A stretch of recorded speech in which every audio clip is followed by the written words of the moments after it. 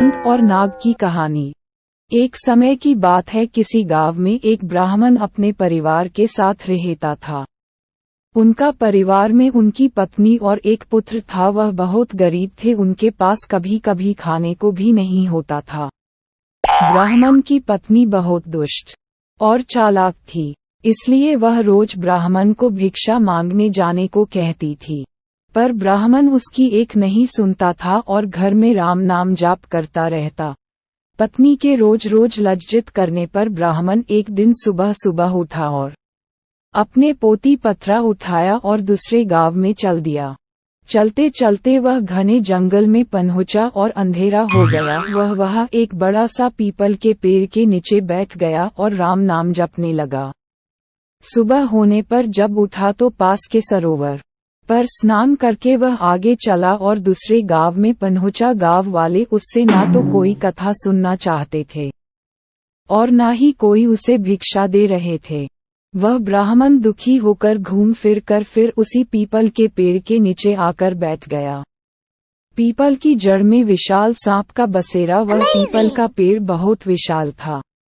उस पेड़ की जड़ में एक विशाल काला सांप रहता था। उस ब्राह्मण ने सोचा कि मेरी कथा तो कोई नहीं सुनता, ये कथा में पीपल के पेड़ को ही सुना देता हूँ। और अपनी कथा सुनाने लगा।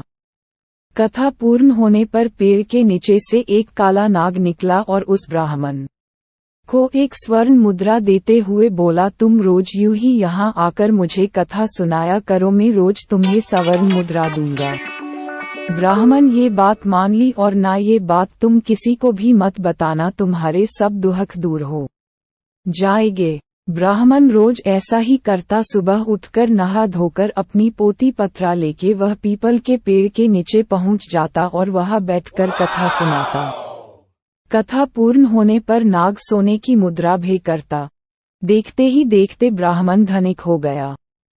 पूरे गांव में ये चर्चा होने लगी कि ब्राह्मण की दशा कैसे सुधर गई। ये जरूर कोई गलत काम करता होगा। ब्राह्मण को लोगों की बातों से कोई फर्क नहीं पड़ता था। वह नित्य अपना यही कार्य करता रहता था। एक दिन गांव की कुछ औरतें ब्राह्मणी के पास गई और उससे पूछने लगी कि आपके पति इतने धनवान कैसे हो गए। वह रोज कहाँ जाते हैं और रोज उनकी कथा कौन सुनता है। औरतों की बात सुनकर ब्राह्मणी के मन में शंका आ गई। उसने एक दिन अपने पति से पूछा कि आपको ये धन कहाँ से मिलता है, मुझे भी बताइए। ब्राह्मण बोला, तुम्हें इससे क्या मतलब है।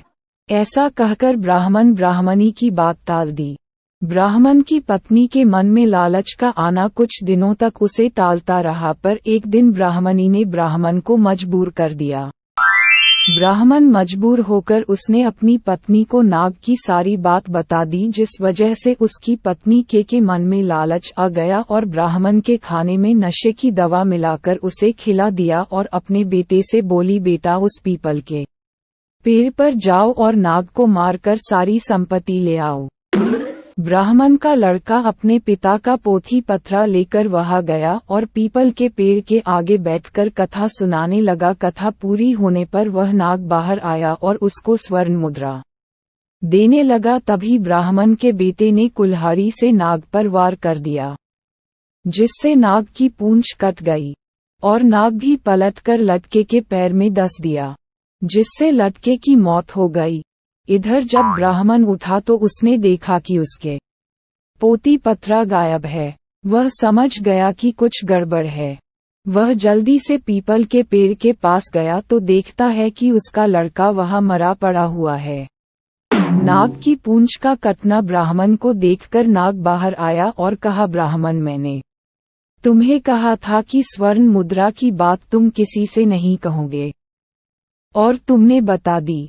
अब तुम यहाँ से चले जाओ, तुम्हें तुम्हारे पुत्र का दुख है और मुझे मेरी पूंछ के कटने का दुख है।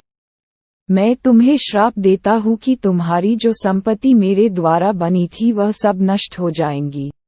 ब्राह्मण नाग देवता से मुख से ये सुनकर सर पिटता रह गया और रोता बिलखता अपने पुत्र का शव लेकर वहां से चला गया। घर जाकर अपनी पत्नी को बोला, देखो तुम्हारे लालच की वजह से हमने अपना इकलौता पुत्र गवा दिया और हमारी सारी संपत्ति नष्ट हो गई। ब्राह्मणी भी रोती रही। संत और नाग की कहानी का वैल्यू। दोस्तों, लालच एक दलदल है जो व्यक्ति को विनाश की ओर अग्रसर कर देता है। तो दोस्तों, कैसी लगी आपको आज की हमारी कहानी? कमेंट में हमें जरूर बताना।